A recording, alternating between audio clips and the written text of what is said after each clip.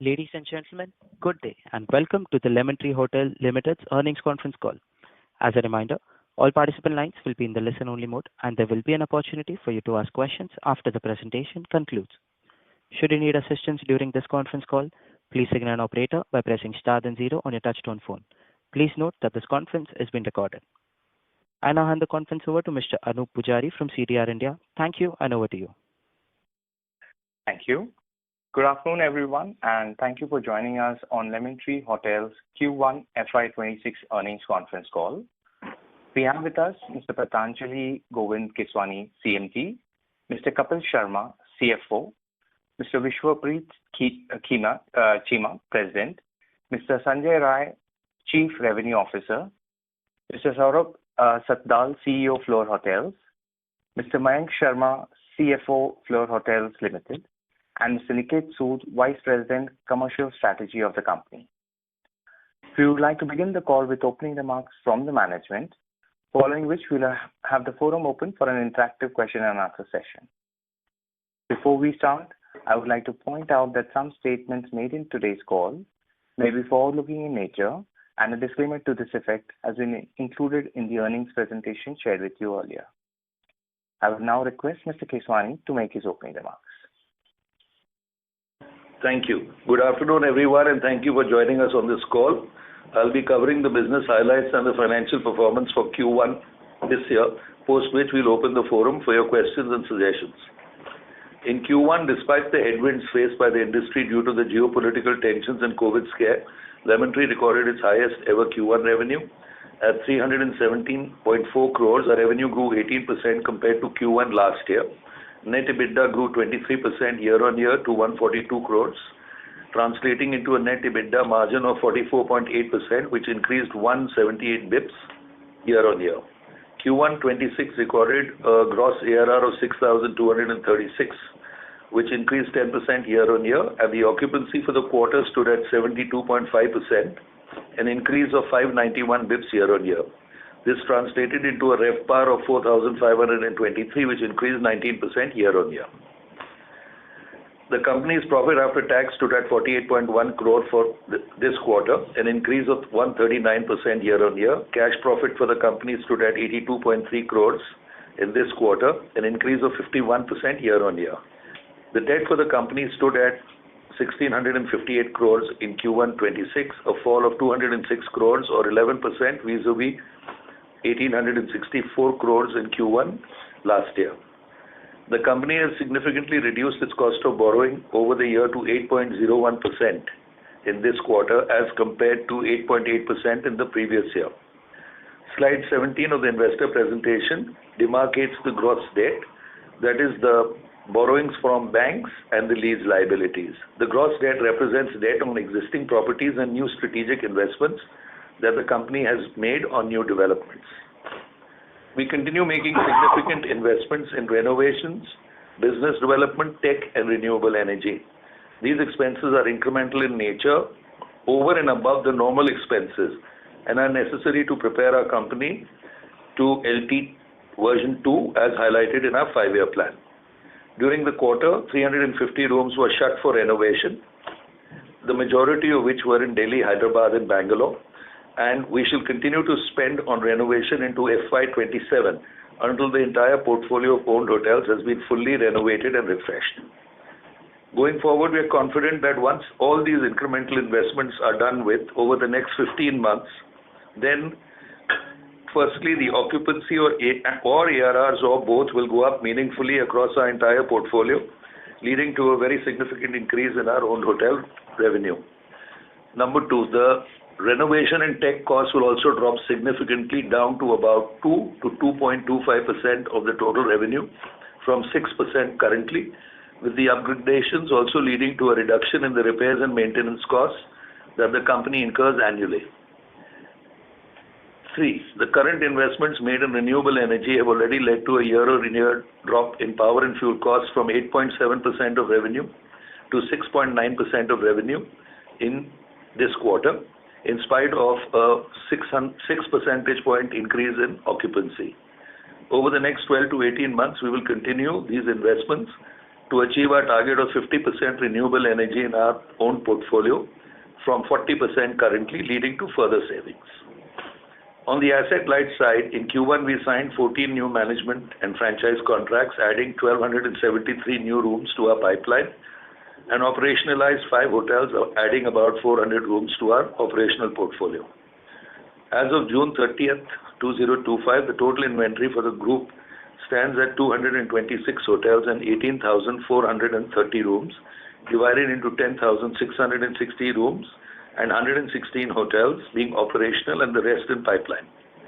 Fees from management and franchise contracts for third-party hotels stood at 16.1 crores in Q1, an increase of 29% year-on-year. Fees from Fleur hotels stood at 21.3 crores, also an increase of 29% year-on-year. Total management fees for Lemon Tree stood at 37.4 crore in Q1 FY2026. Although there have been delays in scheduled openings of managed and franchise hotels due to factors beyond our control, we are very confident of accelerated growth in our management fees going forward.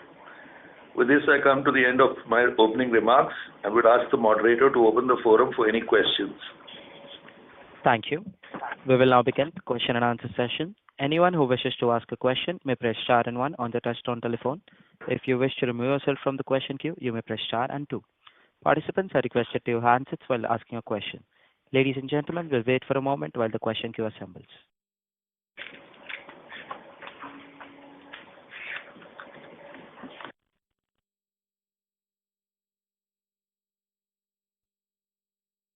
The first question is from the line of Archana Gude from IDBI Capital. Please go ahead. Hi, sir. Thank you for the opportunity and congrats on very good set of numbers. So I have 3 questions. First, in Aurika, Bombay, so there has been slight, the occupancy has been pretty robust, but ADR looks slightly subdued. So what would be the management strategy on threshold level of occupancy post which we should expect ADR to take the precedence?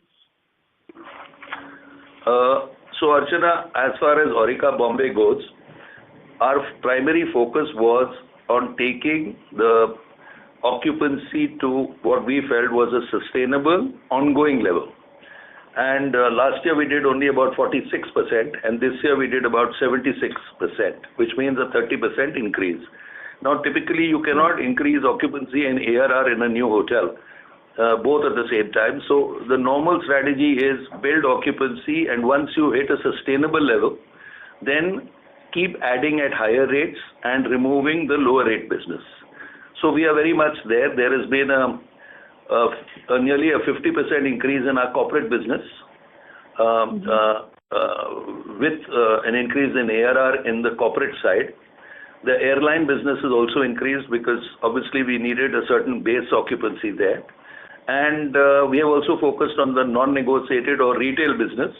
So that is why we have increased 30% in absolute numbers. And I expect that now going forward, once we've achieved what we would call stability, we will focus now on increasing the rates. Sure, sir. Sir, again on Aurika, currently we have these 4 hotels under pipeline, and they expect it to be open FY28 onwards. So is that there are, I'm sure these are the greenfield projects. So is it the conscious decision of the management to keep a check on the addition, or this dearth of supply which fits the bill for us, for Aurika? No, we will continue to focus on building hotels. But right now we have only 2 under construction, and one is fairly advanced, which is the hotel in Shimla, which is nearly 100 rooms. And the second one, which is 160 rooms in Shillong, we have started construction. So that too should be ready in the next 2.5 years. And I'm sure in the next, if you wait for a little time, you'll understand our strategy. Right now there are multiple things, balls in the air, but we are going to have a very accelerated growth in our entire portfolio, whether it is owned, leased, managed or franchised. And we are going to try and do it in a very risk mitigated fashion. So I can only give this level of guidance right now. Sure, sir. But so my question was more of on the management contract side. I'm sure there are many hotels up for management contracts, and is that there are lesser options for us which fits the bill of Aurika for us? What my question, sir?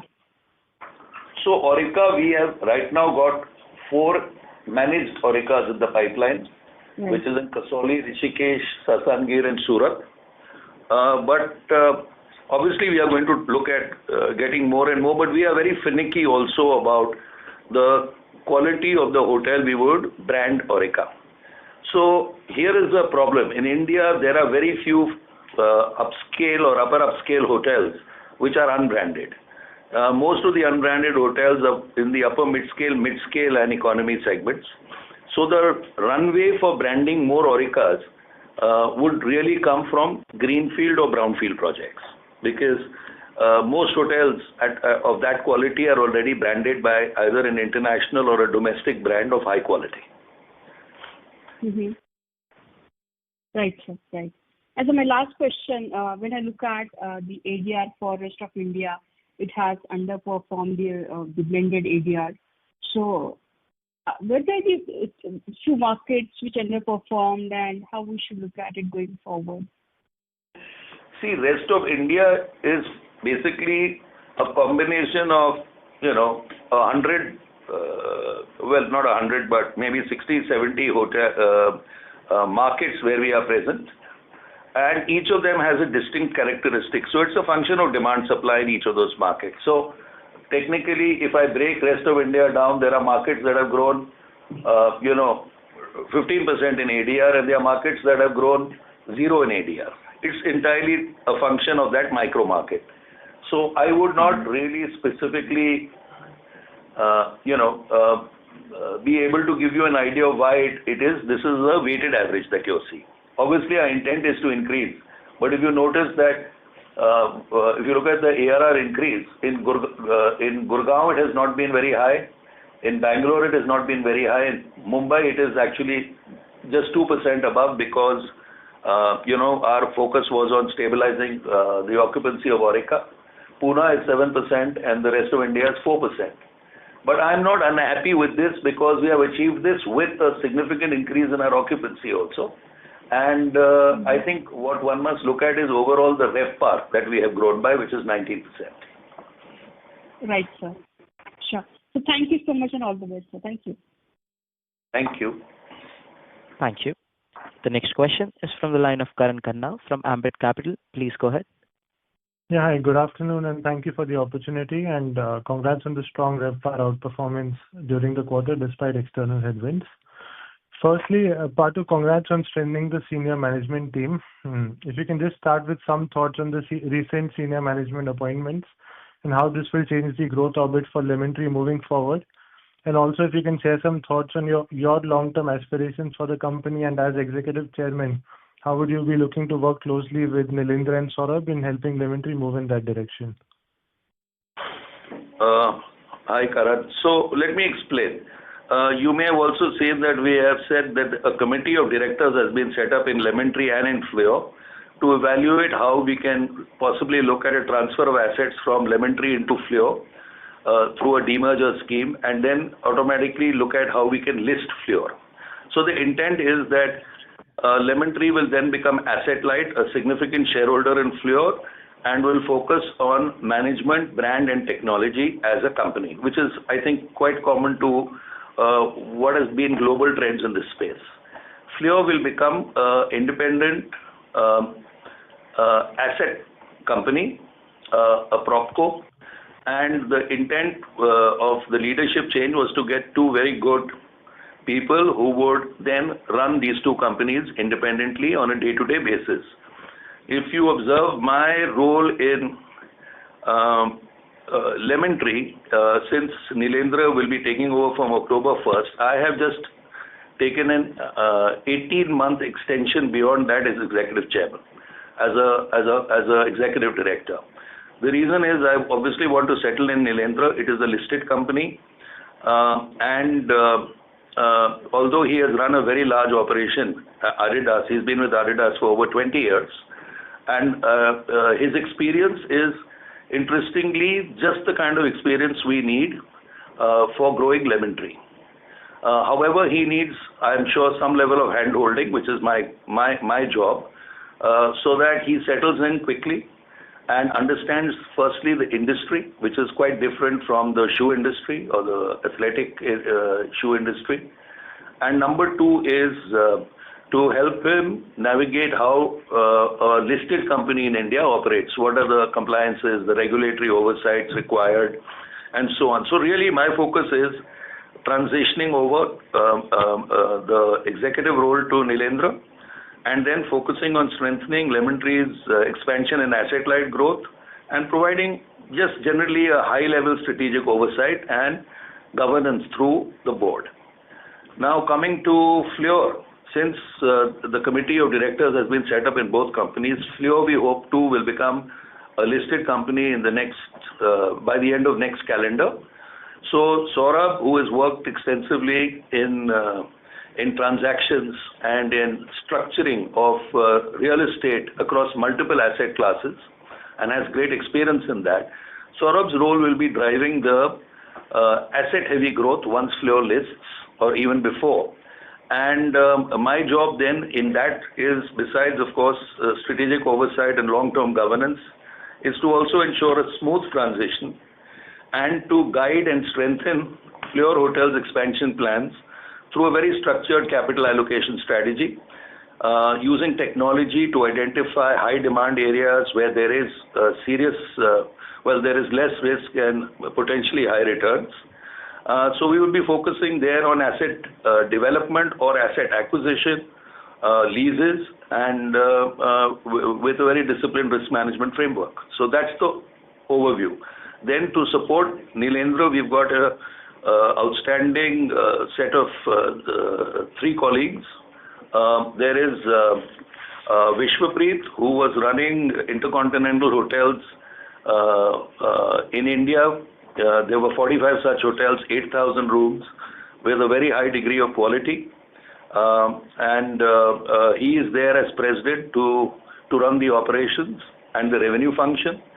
To support him, there is Sanjay Rai, who was formerly Executive Vice President, Sales and Marketing of Oberoi Hotels, who is the Chief Revenue Officer, and his deputy, Niket Sood, who was running revenue for Accor Hotels.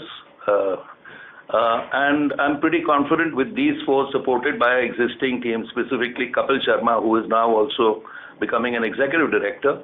I think we will position Lemon Tree, for its version 2. And while we said we want to have 20,000 rooms, that is absolutely going to be exceeded in our 5-year plan. And I'm very pleased that there is this team in place to take this company forward. As far as this Fleur is concerned, with the proposed listing hopefully end of next year, we also have Mayank Sharma, who's worked with Lemon Tree for over 10 years. And he, as the CFO, working with Saurabh and with Sanjeev Jain, who has great experience in development and in projects. I think we are positioning both companies for, as I said, very, very accelerated growth. Sure, this is quite helpful. Just a follow-up on this. If we talk about the pipeline of assets, right, so most of the hotels are asset-light currently, with just 2 pipeline hotels on your balance sheet in Simla and the one in Sikkim. How should one think about, let's say, future expansion within Fleur? Do we see that those announcements coming, let's say, after 18 months or whenever Fleur gets listed independently? Is that the right time to think about more announcements on the asset-heavy front? No. Once we are going through this scheme, I think you will get a very clear idea of how we intend Fleur to be as a standalone listed company, with investors who will be focused. We are actually even offering 2 options for any potential investors. One is the asset-light side of the business, the brand business, which is Lemon Tree, and the asset-heavy side of the business, which is Fleur. I don't think you need to wait another 16 months. I think we will be making enough interesting announcements in the next 1 year, which will give a very clear idea of where we think Fleur will go, and really look at how we can increase its inventory enormously in the next 3 years. Sure. My second question is on Aurika Mumbai, which seems to have done quite well over the last 2 quarters. Given that we'll start seeing T1 shutting down soon, and you spoke about taking price hikes here as well, help us reconcile how the demand would look like for this property in seasonally strong 2H, and what sort of an impact are you expecting owing to the shutdown?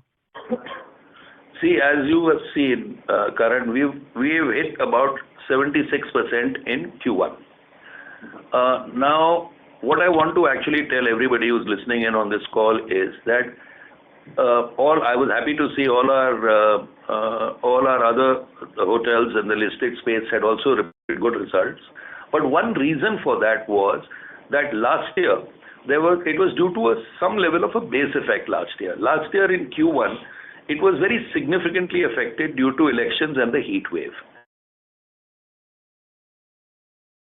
Q1 last year should have been at least 5 or 6% better than what it ended up being because of these deflators of demand.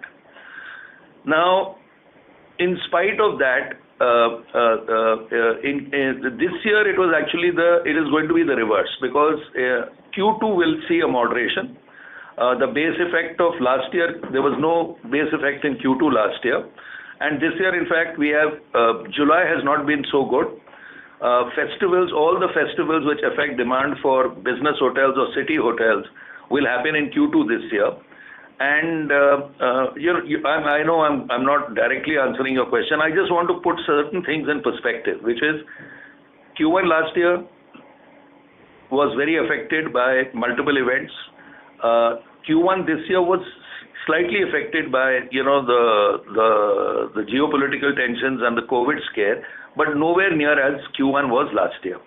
In fact, this year, some of the stuff that did not happen in Q2 has flown into Q2 this year. So there will be, number one, a moderation. But in spite of the moderation, what we are seeing is in markets like where Aurika operates, and I'm aware that there will be some shift of demand to Navi Mumbai and so on.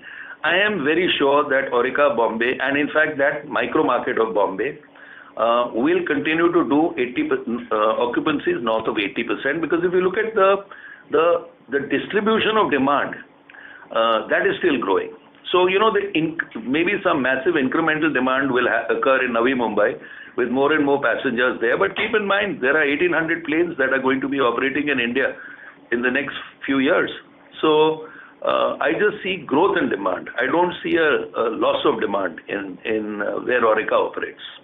Sure. And my last question, given you spoke about the trends in second quarter and also what's the outlook for seasonal? Very positive. Great. Thank you. I'll come back in with you. Thank you and all the best. Thank you. The next question is from the line of Vaibhav Jain from Macquarie Capital. Please go ahead.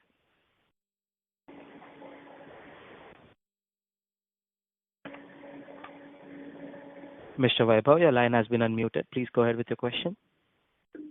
Yes, actually, this is Sameet Sinha here. So, question for you, Patu. It's interesting. You're already pretty close to the 20,000 rooms that you have been talking about for the last few quarters, and you kind of whetted our appetite by talking about how we should expect to see some accelerated growth in rooms and pipeline. So, in that 5-year plan that you mentioned, what are we thinking about? Are we thinking about 30,000 rooms, 40,000? Is that within the realm of possibility? That's my first question. Then I'll ask a couple of follow-ups. Yes, it is in the realm of possibility. Okay, got it. Okay, so the Lenien's hiring was interesting. Can you talk about how his experience with retail and footwear, athletic footwear, fits in with your thought about Lemon Tree? Are we talking about more branding? I'm just going to stop there and let you answer that question. Okay, good. So, Sameer, let me go back for a minute. Lemon Tree is basically morphing into an asset-light company, of course, with a significant shareholding in Fleur. But it will be basically focusing on brand, on management, on technology as an enabler, and of course, business development to grow this portfolio. So one of the biggest markets, in fact, not one, in my best guess, it is probably the single biggest market today in the world. It is the 2 to 3 star market of unbranded hotels in India. So let me give you some numbers. If I go to Make My Trip and look at their platform, there are roughly 14 or 15 lakh rooms in the platform. If I look at the cities where most of these hotels are, they are in about 180 to 190 cities in India, where about 85% of personal consumption expenditure occurs. These are cities of typically 5 lakh or more population. And while some of them are not so well connected, if you look at the plans for Vande Bharat trains, you look at the plans for the growth in airports in India, which we have a list of, and then if you look at the connections through highways, and I was delighted to read that Mr. Gadkari says that our target is now to build 100 kilometers of highways every day. If you put all these together, India is going to be super well connected. And I think we are at the early stages of a structural shift of demand into discretionary. Now, Neelendra has been in this specific area of branding, franchising. He was earlier the Senior Vice President, franchise, globally in Germany for Adidas. So he's run owned stores, he's run franchise stores. He has a very structured way of looking at managing scale. So if Lemon Tree is to scale up in an area which is currently totally unstructured, which is about 1.2 million rooms which are completely unbranded, we need somebody with that kind of a mindset and experience. So while he may not specifically have hotel experience, he certainly has the competencies required to lead Lemon Tree to its next phase. Yeah, that's certainly some out-of-the-box thinking. Thank you for the explanation. So, final question. If you can talk to us about the rooms that have been renovated over the last year or so, what sort of an increase in occupancy and ARR are you seeing in those rooms? So, before COVID, we used to renovate 1/6 of our hotel rooms every year. So it was a structured process by which every 6 years a hotel would be renovated, and we would try and close inventory such that it would not significantly affect our ability to fulfill demand. Unfortunately, in 2019, two things occurred. One is we acquired another 1,000 rooms, which was Keys, and we opened 4 hotels in Lemon Tree Premiers in Bombay, Calcutta, Pune, and 1 Red Fox in Dehradun in our own portfolio. So that added another 700 rooms. So really, our inventory increased from 4,000 rooms to 5,800 rooms straight away. Now, COVID completely disrupted the renovations we would have done to the older hotels, excluding these 3, and the renovation we planned for Keys.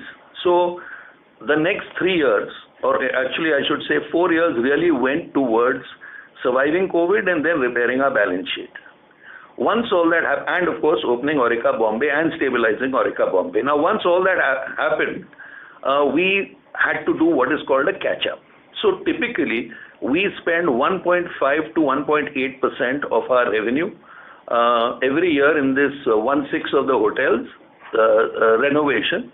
But in order to do a catch-up, we had to practically triple the amount invested. Though our revenue went up, still from a revenue basis, we are spending, I think this year we'll be spending how much, Kapil? About 100 plus crores? 100. So when you see, interestingly, when you see our EBITDA margins, they have shrunk by another 4% because of the investments, other than normal, because of the investments we are making in technology, in business development, and in renovation. All this will be over by next year, October. Then we will go back to normal. So really, in the next 15 months, we are going to continue renovating very large numbers of rooms. Now coming to the specific numbers of rooms. if I take out Aurika Bombay and the new hotels pre-COVID, which together account for about 1,500 rooms, we have to renovate 4,300 rooms.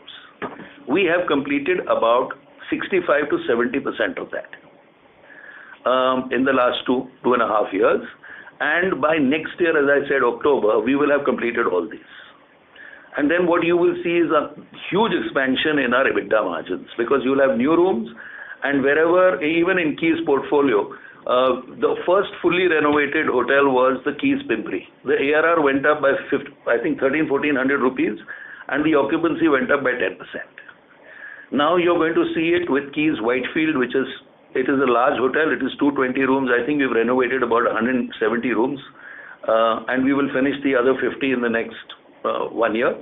Trivandrum, Cochin are undergoing renovation. Visakhapatnam will undergo renovation, and Ludhiana is complete. So that was the Keys portfolio. As far as the rest of the hotels go, we looked at, so out of those balanced 3,300 rooms, excluding the Keys portfolio, we really looked at where should we put in the maximum money to get the maximum return. So Delhi, Hyderabad and Bangalore were identified as where we have large inventory hotels which needed this uplift. I think we have completed about 70%, no, not 70, 80% in Delhi. We have completed, I think about 60-70% in Hyderabad, where we have about 700 rooms, and we have completed about 30% in Bangalore. So this is going to just go non-stop. At any given time, 350 rooms are shut. We typically take 2 to 3 months to renovate them. So on an ongoing basis, say in 6 months, we would renovate, this year maybe 1,200 rooms or 1,300 rooms. And this will happen next year also, and then it's an entirely new portfolio. Got it. Thank you very much. And interestingly, just let me add, if you look at the increase in ARRs also, it is direct. You can see directly it occurring. For example, Delhi. Now that we have managed to renovate so many rooms, the ARR went up 15%. Hyderabad, 19%. So you can see the direct linkage that when we finish, then one of three things will happen. In certain markets where demand, where we felt from a brand perspective we needed to upgrade the rooms anyway, we did not spend as much as because we just wanted to, to ensure that the brand quality standards were maintained. But in some markets where we felt there was a possibility of significantly increasing ARR and occupancy, we spent double the amount per room. So it's a mix and match, but the intent is ultimately to increase RevPAR and increase guest satisfaction and stickiness. Got it. Thank you very much. Thank you. The next question is from the line of Vaibhav Muley from Yes Securities. Please go ahead. Hi team. First of all, congratulations on a very strong set of numbers. My first question was on our management contracts pipeline.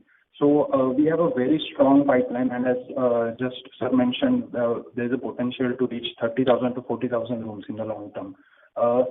Do you think there can be an execution challenge while adding such aggressive amount of inventory, especially given many industry participants are highlighting that there are challenges on the manpower front? So do you think that can pose a challenge in future, and would that affect the flow through to EBITDA? That's my first question. So Vaibhav, let me go back. Challenges are always there when you're talking hyper growth, and we want hyper growth. So if you notice, the rate of signings is much more than the rate of openings currently, but surely in the next couple of years, the reverse is going to, the openings are going to also accelerate, because about 70-75% of the hotels we are signing are brownfields or greenfields. We are very keenly aware that we need trained staff for this. So we are trying to combine an approach which is both technology oriented and identifying the future leaders of all these new hotels within our system. So that process is ongoing. We have multiple learning and development programs for general managers, for heads of department, and so on and so forth. So while there will be challenges based on our rate of growth, we have also grown 30% a year, or I think more than 30% a year for the last 10, 15 years. Keep in mind that we were, 1,000 rooms 12, 13 years ago. So I think we are quite familiar with that challenge. Now, as far as the flow-through goes, there is no risk to the flow-through. Management fees will keep accelerating, and as I think we specified in our Lemon Tree version 2 when we said we'll be 20,000 rooms, including pipeline, by 2028, I think. We will achieve that in the next 6 months, by the way, I think. That question that I was asked earlier, I think by Karan or Samir, 30,000, 40,000, it could be any of these numbers. I hope, of course, it is much more than what we have targeted. We are quite sure we'll be able to manage the growth. There will be hiccups, but I think our entire approach was, first, let's finish with our owned portfolio, let's get it cleaned out, renovated, fully staffed, improve the occupancies. As you can see, it is happening, improve the ARR still more once the renovation is over, and then our entire focus will be on the asset-light growth, and once Fleur lists, also on the asset-heavy growth, where Fleur will raise capital and also go debt-free, I'm sure, in the next 1.5 years. So basically, the way I see it is Lemon Tree will be more or less debt-free as a group in the next 18 months. It will also have I'm pretty sure Fleur will raise a large amount of capital. It will expand in the asset-heavy side, and we will focus on managing, hotels across the spectrum in Lemon Tree. Got it, sir. My second question was on your tie-up with BCG for, revamping your technology website and your loyalty program. So has that exercise been completed, and have you started seeing any material benefit in terms of higher bookings from your website or from, benefit of your loyalty program? So if you can share some color on that.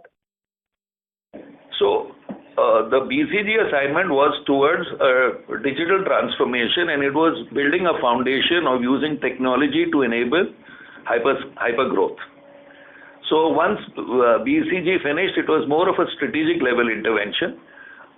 They moved on, and then we had actually moved this entire IP we created into a 100% subsidiary of Lemon Tree called Totally Fox Solutions, which is now fully manned. We've got data scientists, we've got user experience engineers, we have people, including 2 people amusingly from BCG themselves. We also have Ernst & Young working with us in this, and we have created a bunch of products. They are what we call MVP, means minimum viable products. Some of them have been launched in revenue management, some have been launched at early stage in loyalty, but it's an ongoing process. So my best estimate is that the fruits of these entire investments in technology, which will include customization, personalization, loyalty program, predictive revenue management rather than, prescriptive revenue management rather than predictive, using chatbots, agentic AI, so on and so forth, which will help also reduce staffing and reduce training costs. All these will start rolling out, I think I'm told, from October this year, going forward into September next year. So the MVPs have been prepared. We are piloting it at multiple hotels. In fact, at any given time, 2-3 hotels have one MVP in place. So we are refining it, and I'm pretty sure that in the next 12 months, as far as our loyalty program goes and our revenue management, we'll be best in class. Now, loyalty, I think we have already increased the number of members. We are enrolling them very fast. So I think we have about 2 million members now. 2.1 million members already in the loyalty program. Our repeat usage is about 43-44%. So that's very encouraging for us, because what it really means is that if we open a new hotel, we are very rapidly able to move customers there who are part of our, who are repeat members, and make that hotel break even very quickly. And that, I think, is an attractive proposition for any hotel owner from the asset light side. So all this is work in progress, and I think you will see a completely new Lemon Tree and Fleur in the next 15 months. Got it, sir. Lastly, on Keys portfolio, so we have seen stable quarter-on-quarter numbers for Keys. I believe this is on the back of benefits from the renovated portfolio. So I just wanted to check what kind of headroom do you see from the current levels of 63% occupancy and around 3,800 ARR in the Keys portfolio itself? And what is the contribution of overall renovation expense we are expanding into Keys portfolio currently? So Keys is 930 rooms. We have identified high value investments specifically in Keys Pimpri Pune, which is over. We spent 10-12 crores. We have already spent, I think, 10-12 crores in Keys Whitefield, and we still need to spend another 8-10 crores. We have done completely renovated Ludhiana at 3 lakhs a room. So as I told you, if I split the Keys portfolio, the what is called the Bangalore and Pune portfolio is about 500 rooms, and the other 500 are in 400 and something are in these other markets. So what we are really doing is, in the markets like Trivandrum, Cochin, Visakhapatnam, and Ludhiana, our intent was to, because the hotels were so tired and old, our intent was from a brand standards perspective to just renovate them to minimum standards at 3 lakhs a key. And the others we would spend 8 to 10 lakhs a key, which is like Pune and Whitefield. So the average would be 5 lakhs across 900 plus keys. So we would spend about 45-50 crores over 3 years in the Keys portfolio.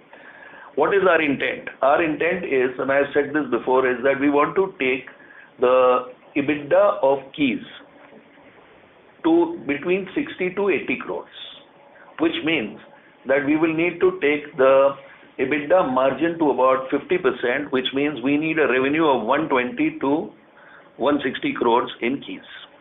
And that would require, if you work back, our occupancy is moving to 75 to 80%, and the ARR is moving towards Red Fox levels, which is 4,500 to 5,000.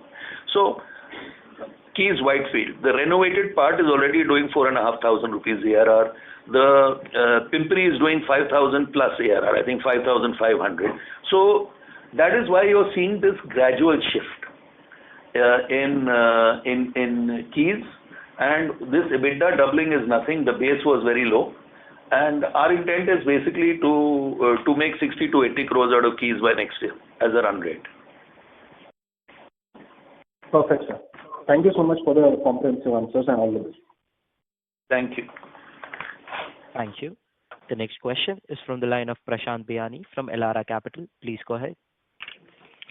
Yeah, thank you for the opportunity.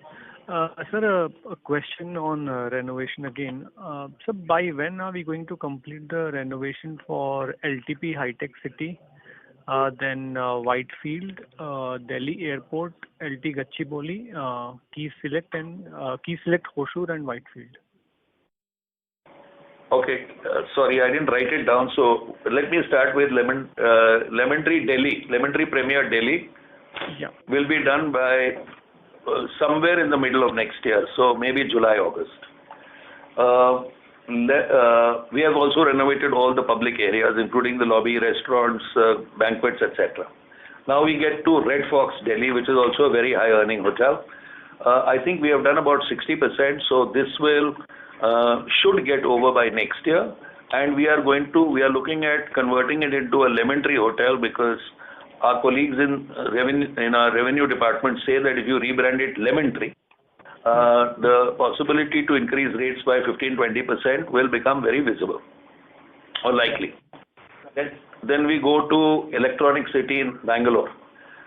We are going to rebrand it a Lemon Tree Premier. Renovation is underway, but this will take about a year and a half to 2. So we will renovate 75% of the hotel by next year. As far as Hyderabad goes, there were two issues. One was the renovation of Hyderabad. In public areas, we have completed 80% of that. And then were the rooms. I think we have done about 60-70% of the rooms, and I expect that we'll finish it all by next year. Red Fox Hyderabad is also likely to be converted into a lemon tree hotel. It is also, I think, 50% renovated. We have to finish the rooms and the public areas. As a lemon tree hotel, again, we will look at significantly raising the average rate once it is rebranded. Lemon tree Gachibowli is going to be completed by 18 months. It is going. It has very high demand. We are not sure because of the room size whether we will call it a lemon tree premier or retain it as a lemon tree hotel, but either way, it will happen in the next 18 months. As far as Keys Hosur goes, this will continue. So this, I think, as I said, 80-90% of the portfolio would be renovated. Some parts like Keys Hosur would probably go into early 2028 calendar. But the point is the major investments in renovation will be over by H1 next year. And after that, we will revert back to that one-sixth of the hotels. So, and a huge drop in renovation expenses by about, I think, what would it be? It will be about 3% of revenue or 3.5% of revenue. Sir, is there some delay in renovation due to high demand? Because previously we were about to complete major renovations by H1 of this year. Never that. I don't think that was ever the case, Prashant. I always said it will take 3 years. See, it's a balancing act. Like I'll give you an example. Red Fox Hotel, we are renovating, I think, 30 rooms at a time. It takes about 2.5 months. Now, when we released those 30 rooms about 2-3 weeks ago, suddenly there was a spike in demand for Red Fox. So we said, okay, we'll defer it for 2 weeks and we'll try and do a catch-up. So it's a balancing act. Sometimes we defer renovation when we have a very large block or some very exciting demand opportunities. But by and large, we obviously look at the trade-offs. That is, if I delay renovation, will it go into season? Will I have a loss there versus what is my benefit here? So this is basically displacement. In revenue management, it's called displacement. What am I displacing by doing this now versus later? And I think we are we've done a pretty good job, and I must say our renovation team has, generally always delivered on time. Right. So, you have announced key management changes. What could be the flow-through of events for the parent entity as well as for Fleur, which can happen between now and listing of Fleur? One thing which you highlighted was a slew of signings for Fleur. Apart from that, anything else? See, the thinking is very simple. Prashant, let me say, we own, I'm just speaking, this is speculative, but let's assume we own 60% of Fleur. But our management fee income is typically 17 to 20% of the EBITDA. So when we own 60% of Fleur, it means we really get about 66 to 68% of the economic return. The 7-8% more we get is in management fees from the other owner, so to speak. Or to put it another way, if we earn $100 of EBITDA, we take fees of $17. The remaining 83 is distributed to the shareholders, which is 60 Lemon Tree and 40 to APG. Yeah. Now, the larger the amount of capital we raise in Fleur, while our shareholding may come down, our economic interest increases disproportionately. So it's really a return on equity that we get through management fee contracts in Fleur itself. So obviously it is in the interest of both Fleur, and our fees, by the way, are very, very common, are very standard. Whether it is Lemon Tree or any other management company, the fees are generally at the same level. So it is not that we charge disproportionate fees, but our view is that the more we dilute in Fleur, and the larger the capital raise, and assuming it is deployed successfully, the management fees of Lemon Tree from Fleur will explode. It is already about It is this year. It is over. It will be over. It will be 150 crores this year, but there will be a time when it could easily be, if we do what we want to do, then it could be 300 to 400 crores just from Fleur in the next 3 years. Sure. Sir, thank you for answering the questions, and congrats to the new management team at both Lemon Tree and Fleur. Thank you, Prashant. Thank you. The next question is from the line of Pratik Oza from Systematics Group. Please go ahead. Hi, sir. Thank you for the opportunity. So just one question first on your international strategy. I guess in the previous call you had stated that your international strategy is opportunistic and asset-light one, which is targeting Indian diaspora. So first is, could you share some learnings from your first international foray? How is that property performing, and is it serving as a successful template for future ventures? Oh yes, Pratik, it is doing very well. We have a hotel in Dubai. To give you an idea, 6 million Indians go to Dubai every year. 6 million. So I was reading, I don't know, was it today or yesterday, in one of the financial newspapers, maybe Economic Times or Mint, that last year, calendar year 24, I think the government meant, there were 9.9 million arrivals into India, inbound. And they said 3 crore, 30 million Indians traveled overseas. So here is a very interesting statistic. The number of foreign guys who come into India, and this includes, I presume, Indian diaspora, is 1/3 the number of Indians who go outside of India. So if we, it makes complete sense for us to follow where Indians go. And we have a hotel in Dubai which is doing very well. We have, I think now we have a hotel in Nepal also. We have, so we are going in the neighboring countries where there are a large number of Indians and where we feel we can provide a revenue uplift to those hotels by capturing loyalty members of our program who travel to these cities. So the long answer which I have given you is that it makes complete sense for us to go where Indians go without losing focus on capturing, obviously, the Indian market in India. Got it, sir. So second question is, I think on the other expenses which I am seeing, there is this delta of 8.9 crores. So just wanted a breakup of this. I mean, how much of this would be a discretionary spending, like marketing for launch of Infinity 2.0 and new website versus non-discretionary or inflationary cost pressure? Just wanted to get an idea on this. Just show me this. So, we are doing two things. Let me explain, which are also one-offs. Our technology OPEX is pretty significant right now. This year it will be 10 crores alone, or 12 crores. We are also, during COVID, in order to ensure we did not lay off anybody, as a company we took a call that the top 20% of the company would take a big salary cut in order to enable us not to lay off anybody. So it started with me. I took a 100% cut. Senior leaders and colleagues like Kapil and so on took 75, 66. At different times, based on COVID over 2.5 years, there was a very large amount of salary cut from the top leaders. So basically, last year and this year, we are returning it to them. It is a part of the other expenses that you are seeing.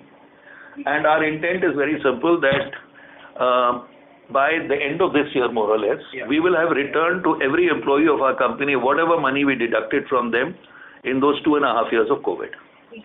So again, this is an extraordinary one-off expense, and next year onwards you will see it fall back to normal. Does that answer your question? Yes, sir. Yes. Thank you so much, sir, for answering your questions. Thank you. Thank you. Thank you. The next question is from the line of Jinesh Joshi from PL Capital. Please go ahead. Thanks for the opportunity. Sir, my question is on Aurika Mile. I think you mentioned in the opening remarks that there was a 50% increase in the corporate business this time around, and the contribution from airline has also increased. So in that context, if the share of negotiable business has increased, do you foresee any kind of challenges in increasing the rate from here on? And also, if you can share what was the contribution of negotiable business in 1Q and the ARR for Aurika Mile? I don't want to get into specifics because it is competitive information. I'll give you an overview on it, Jinesh. We did 512 rooms per day, which is 76.6% occupancy in Aurika in Q1 this year, versus 307 rooms a day, which was 45.8% last year. So that is why I said it increased by 30 percentage points. Actually, it increased by nearly 31 percentage points. When I look at the increase in occupancy, the increase in occupancy was roughly 65% through the negotiated business, which is say 20 percentage points, and 35% through the non-negotiated business, which is 10 percentage points, and these percentage points were on the entire inventory. So the 30% increase was 20% because of negotiated and 10% because of non-negotiated. Now, when you increase negotiated business, the increase in rate you get is marginal. In the non-negotiated, we were focusing basically on filling the hotel during times when rooms were not full. So Aurika Bombay is already demonstrating the characteristic which many of our business hotels have, which is in the weekdays it goes full, in the weekends it goes light, which is why the average of 76 is an average. And for example, on a Tuesday, Wednesday, Thursday, the hotel is full, and then on a weekend it could be 60% or 50%. So our target is that when demand is light from the negotiated side of the business, which is specifically corporate and some travel trade, then we look at filling it through OTAs and through our own website and our other direct channels, and that does not enable us to increase prices in a low demand period. So broadly, that is the current situation. Understood.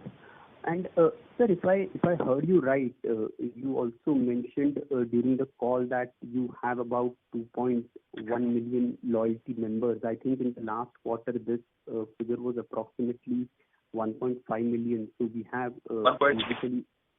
basically seen a considerable jump over here. But can you share what proportion of your business basically comes from this loyalty members? So here is what we discovered. We also, during COVID, a lot of our systems and processes became more desultory, less managed.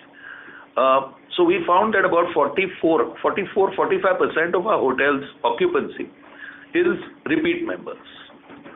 But of them, only 65% are loyalty members. So 1/3 are actually using us repeatedly but have not been enrolled. So what you're seeing is a catch-up. In the last, in fact, 3-4 months, Niket came on board about 3-4 months ago. One of the challenges he took on board was that he would focus on increasing enrollment. And he and Vishwapreet and our leaders and operations have been focusing across all our hotels across India, including managed, on enrolling more and more, with a specific focus on enrolling anybody who has already stayed with us before. So this 2.1 million number is nothing. In fact, we think based on our database, we could hit 3 million in the next 1 year. And they will all be enrolled. Understood.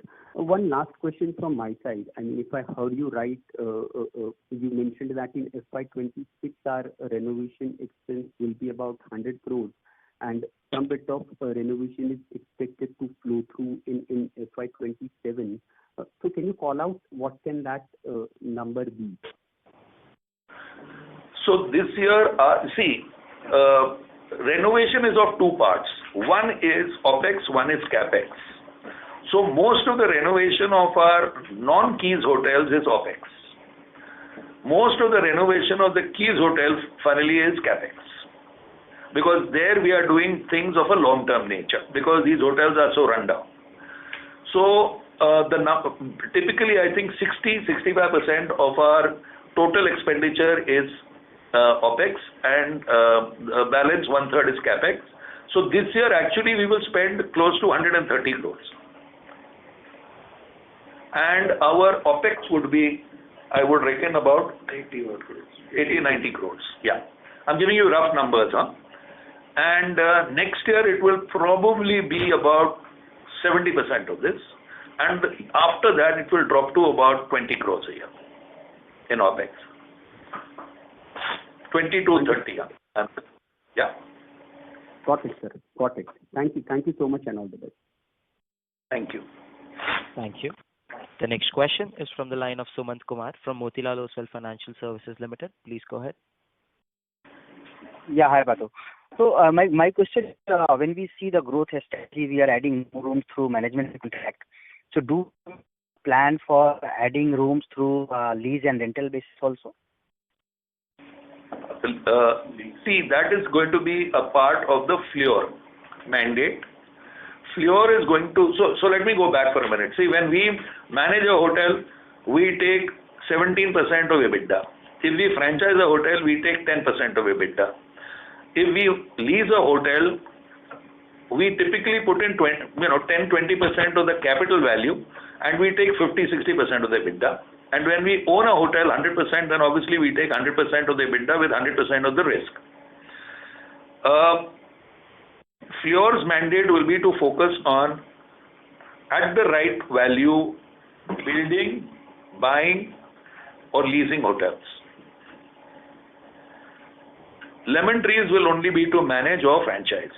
Lemon Tree will not lease hotels once FLEUR, the FLEUR demerger happens.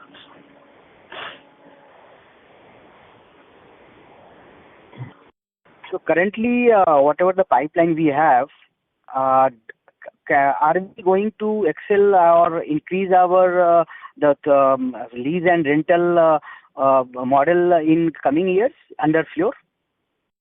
And what is the mix currently? Yeah, 100%. See, the only thing is, by the way, you may have noticed, Suman, that we decided this quarter to explain what is, I noticed that some analysts were saying our debt to EBITDA is some, very large number. And I think they were just blindly adding the lease liability. Actually, the real number one should look at is our free cash flow. And the fact is that, our debt, only 60% or 65% of our debt is bank debt. The other is lease liability. And if we go forward and keep leasing hotels, then under the new accounting standards 116, you will see a big increase in our lease liability, the depreciation and interest that will also be applied on it. But this is all non-cash. So this will go to FLEUR. The advantage of a lease I have personally found, since we have a few leased hotels, is the capital risk we take is anywhere from 5% to 20%. In some cases, if we lease a building which is a shell, then the capital risk we take is 50%. Whatever the amount of capital we put, our share of EBITDA is disproportionately higher. So we have hotels, I can tell you, in our system where we have put in 1 crore or 2 crores, like Lemon Tree Banjara Hills. I think we put 2 crores totally. 2 crores. And we get 5 crores a year out of it. So it makes 10 crores, we take 5 and or 6, I think. And it is obviously a very attractive model for us. And owner is interested in, what we try and negotiate is the minimum, the least possible minimum guarantee. And we are happy to share the upside of revenue share. So this is the way we see leases. We are going more and more aggressively towards revenue share and less towards minimum guarantee because, as I said, it adds to our liabilities or appears to add to our liabilities. So that is how FLEUR will go forward. And in fact, that is one of Saurabh's strengths, is the leasing transactions he has done across India. Okay, thank you. Thank you. Thank you. The next question is from the line of Rajiv Bharti from Nuvama Wealth. Please go ahead. Yeah, good afternoon, sir. Thanks for the opportunity. So with regard to Aurika, Mumbai, so a couple of years back, you had called out that your EBITDA margin would largely move in tandem with your occupancy. I just want to get if you can call out what is the EBITDA margin for that asset currently.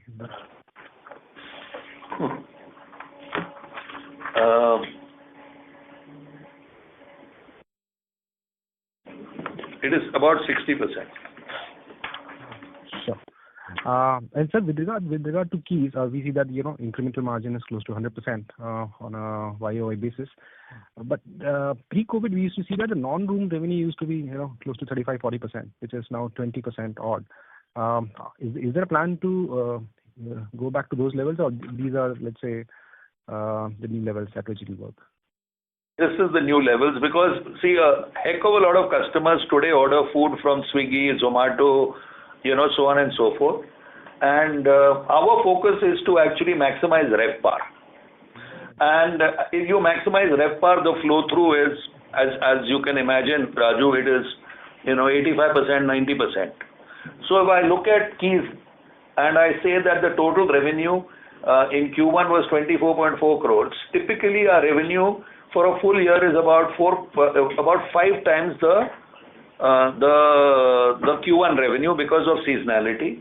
So if this number is an indicator, then Keys Hotel based on Q1 should do 120 crores, and that EBITDA margin, if it becomes 40%, should do 40. So I mean, this is I want to be clear. This is just an estimate by me. It's not a guidance, but the EBITDA margin will be north of 40 crores there. So when we finish the entire renovation, what I'm interested in in Lemon Tree is what is the EBITDA we do. I'm not particularly bothered about how much F&B revenue we do because we are not really a 5-star kind of company. This is more of a mid-market hotel company, and the main focus is to maximize RevPAR and therefore maximize EBITDA and therefore maximize return on capital, providing your asset turn is right. Sure, sir. So with regard to this retail rate versus negotiated rate, now again the retail rate is lower than the negotiated rate, and this used to be the reverse some time back. Is there a catch-up which is going to happen on this piece, or because the proportion has gone higher, it will take some time? So I'll tell you what is happening. Our focus earlier we had a focus on building retail and changing the mix. See, our long-term strategy remains the same, which is as more and more cohorts of Indian customers move into what we would call the consuming segment in India, consumers of branded mid-market hotels, then presumably there would be an increase in demand and therefore an increase in pricing. However, what's happened is a lot of corporate customers today book through OTAs, for example. And like MyBiz of Make My Trip, I mean, there are multiple such channels through which they bid. So when we are defining it as OTA, actually it has also got corporate customers. So one reason is this, but the second reason is our focus is actually on filling our valleys, which is more in, we found that because we've increased our corporate and at good rates, we are able to fill the weekdays, but we are not able to fill the weekends. So to get the weekends, you have to focus on staycations, you have to focus on, nice offers, so on and so forth, in order to bring customers to you at the time when you need them. So one reason is also, and I think it is, it varies year on year. This time it is a bigger focus on filling our troughs. After all, if we have grown from, if you look at our growth of occupancy, it is partly led by some weekend demand growth. And that is driven by lower prices. So this is an overview. I mean, I'm sure there are many reasons for this which, we look at. But I'm trying to give you an overview of why this is happening. But the good news for me is that overall, the ARR grew 10%. Okay. And the negotiated business ARR grew 9%, and the non-negotiated, which is OTA, LT, and other FITs, grew 10%. Great, sir. Thanks a lot for the explanation, and all the best. Thank you. The next question is from the line of Jai Chauhan from Trinetra Asset Managers. Please go ahead. Hello, I'm audible? Yes, you're audible, Jay. Good afternoon, sir, and thank you for this opportunity. I just have one question. While I can see company focus is clearly on expanding the core hotel brands, could you share your long-term perspective on growing trend of villas and alternative accommodations? So currently, I am not convinced that we have we are in the mid-market. Villas, alternate accommodations is an asset class where we don't personally currently have the competence. So we don't want to lose focus. We are very clear. We want to focus from 2.5 star to 4.5 star. That means basically mid-scale, upper mid-scale and upscale. We think the opportunity is so big in India that we don't want to go and start dabbling in other areas or pivoting our business model. So for the time being, I do not see us at all focusing here. Though I know that many people are, we will not. Right, sir, understood. And sir, what I understand from a local market perspective, like for example Uttarakhand, there are some type of asset structure like resorts work well there, or maybe this is something that I've heard. So what are your views on it? Well, resorts, certainly discretionary travel into vacation, leisure, all that is doing well. We don't own hotels there, but we have very few owned hotels in the leisure segment. But a majority of our managed hotels, or at least 50%, are in the leisure segment. So we are interested in it. We are interested in managing resorts. We are interested in managing any vacation destination. But we don't, other than Aurika, Udaipur, or Goa hotels and what we are building in Shimla, we are not currently looking at putting any capital at resorts currently. Got it, sir. Understood. That's from my side, sir. Thank you. Thank you. Thank you. The next question is from the line of Nikhil from Kizuna Wealth. Please go ahead. Yeah, hi, sir. Thank you for giving me the opportunity and congratulations on a good set of numbers. So my first question is how much debt are we targeting to reduce this year? If we list Fleur, we will be debt free. Otherwise, we reduce by 250 crores a quarter. Okay, sir, that's great to hear. And sir, when we're transferring our assets to Fleur, so will there be any kind of consideration on the cash basis or any kind of stock where our percentage of shareholding increases in Fleur? That is subject to the committee of directors. There is one committee of directors in Lemon Tree, one committee of directors in Fleur. So if you're patient like I am being, then you will get to know, I think, in a few months. Perhaps by the next call. Okay, so that's great to hear. And sir, in our managed hotel network, sir, how is the occupancy and ADRs in that space, in that segment? It is, if you look at the business hotel side, it is similar to us. If you look at the leisure hotel side, it is a little lower. Okay, sir. That's it from my side. Thank you for giving the opportunity and congratulations and all the very best. Thank you. Thank you, Nikhil. Thank you. The next question is from the line of Suchrit D. Patil from Eyesight Fintrade Private Limited. Please go ahead. Hi, good afternoon. Am I audible? Yeah, Suchrit, you are. Good afternoon. Yes, hi. My name is Suchrit Patil. Good afternoon. As Lemon Tree is thinking about scaling over the next few years, especially with the mix of owned and managed properties evolving, how are you planning growth between new geography segments or formats that may not have been core to your plan before? And if some of these bets, say tier 2 or tier 3 cities or the premium category, do not play out as you had planned, what kind of contingencies or backups do you have in place to protect margins and maintain growth momentum? Yes, thank you very much. So, Suchrit, tier 2 and 3, we are not investing capital, just FYI. Okay. Our general approach to capital allocation is we will invest capital where we see high demand today and where we see a return on capital which meets our hurdle rate. So we are happy to compete in an area where there is high demand and high supply.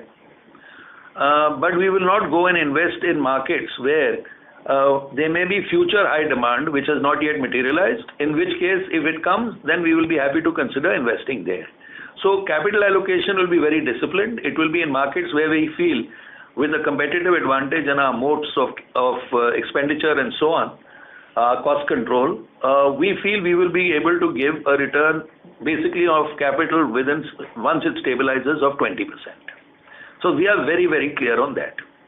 Now let's come to tier 2 and tier 3. The way we look at it is we have an opportunistic approach and a strategic approach. Opportunistic is any owner who comes to us, and right now let me say I'm told there are 800-900 hotel owners who are in talks with our business development team, and obviously there will be drop-offs at different levels, but we have a very healthy pipeline of potential growth in the asset light side. We do not have such a healthy pipeline in the growth of franchise, which is what we are wanting to activate now, which are smaller hotels across many tier 2, tier 3, tier 4 cities. As far as strategic growth goes, as I had mentioned earlier, there are 180 to 200 cities which have currently high connectivity or will have high connectivity in the next 2-3 years based on the plans that have been announced. And these cities are where we want to have a hotel, although not our own hotel, but a hotel that we manage in order to make customers familiar with the Lemon Tree brand across India. Our general view has been that once we put a hotel in a city, the number of customers from that city who travel to other cities where we have hotels, they increase. So if, before we had a hotel in Calcutta, we were getting 100 guys from Calcutta every day. After we put up a hotel in Calcutta, we were getting 200 guys every day staying in our hotels. So basically it's a visibility and network strategy we are focusing on, and we will basically drive it through an asset light strategy.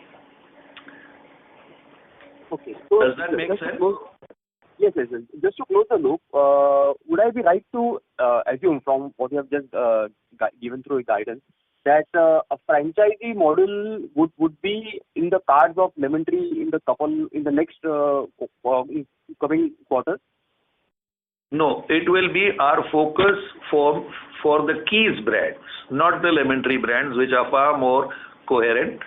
Keys will be a soft brand. If you have noticed, many of the listed companies in the brand space have launched what are called soft brands. Interestingly, even Marriott has launched a soft brand called Series. So most of the hotel companies of some scale operating in India have launched soft brands. This is to cover for those hotels that have been built by individuals, and there are 1.2 million such rooms, which have been built tiny, that means it's 30 to 40 rooms. It does not make sense to manage them because while you manage, you get 17% of EBITDA, but if you franchise, you get 10-11% of EBITDA, and you don't have to actually do anything more than just distribute and sell that product. When you have disparate hotels, you cannot brand them coherently. You have to have a soft brand which makes a commitment on quality, security, safety and hygiene with the umbrella brand of Lemon Tree, but it will not be branded Lemon Tree. And yes, we want to hypercharge that part of the business and go after franchising in a very big way.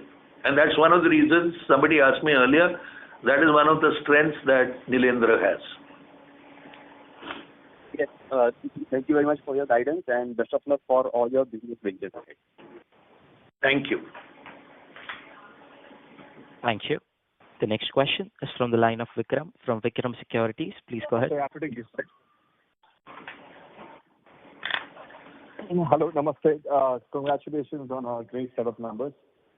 Just curious about how the shareholding will look after the demergers are done. So how much of Fleur will Lemon Lemon Tree hold? And what is the plan on the listing? Will you demerge it first, or will we get a one-on-one stock for each share? I think the last time we had spoken about this, you had said there will be a massive value unlocking. But I'm just curious on how the shareholding will look like and what the That is, options again, are for it. Vikram, that is more the role. That is why we have set up two committees of directors in Lemon Tree and in Fleur. I think clarity will come once they come back with their recommendations. And obviously we are looking at, we have said, at a potential demerger. So how it works, how will the demerger work is something that they have to come back with their recommendations to the board too. And once it is approved by the board and we file such a scheme, then I think everybody will be aware of it. And, then this will answer your question then. Do we expect some sort of announcement this financial year? Definitely. Oh, fabulous. And lastly, sir, what will Fleur, the asset-heavy business, maximize out, like in terms of rooms? Will they ever keep expanding, or will they top out at 4,000, 3,000 rooms? Fleur already has 6,000, and our intent is obviously to cross 10, 15,000. If it happens, you will see it. Okay, thank you. Thank you very much. Thank you. Thank you. The next question is from the line of Bharat Giani from Money Control Pro. Please go ahead. So thanks for the opportunity. Just one clarification before the Fleur listing happens. Any property that we sought to acquire on the own or lease basis, that will be under wholly owned Lemon Tree subsidiary, or all the 60-40% Lemon Tree and Fleur. So just one clarification on that. I think it will be, it is subject to obviously discussions with boards, but I would expect it would all be in Fleur. Okay, sir. Thanks. Thanks and all the best. Thank you. Thank you. Ladies and gentlemen, that was the last question for today. I would now like to hand the conference over to the management for closing comments. Over to you, sir. Thank you once again for your interest and support. We'll continue to stay engaged. Please be in touch with our investor relations team for any further details or discussions. And we look forward to interacting with you soon and answering many of these questions also very soon. Thank you. Thank you. On behalf of Lemon Tree Hotels, that concludes this conference. Thank you for joining us, and you may now disconnect your lines.